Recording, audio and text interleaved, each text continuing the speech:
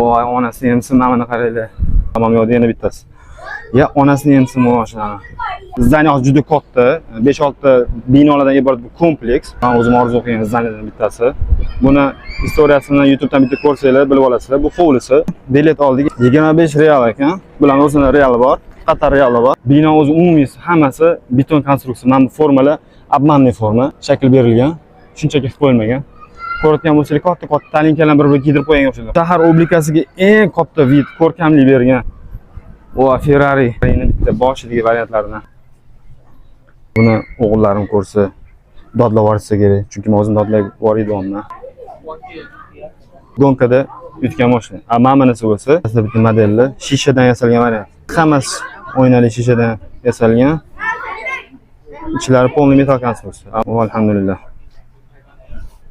Juda ham chiroyli, zo'r mashina ekan.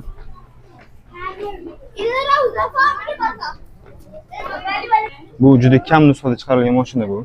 Ko'rinib turibdi. Seriyaviy chiqqan bo'lishi mumkin, juda kam nusxada chiqqan baribir. O'rtada ishoninglar mashinam biz borgan rostdan.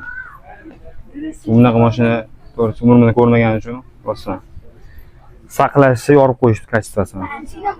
Xo'p, o'rtoqlar tushunishingiz uchun bu mashina qo'yilgan pavilyon, bu birinchi pavilyonning o'zi. Endi chiqib tashqaridan ikkinchi pavilyonga o'tilar ekan.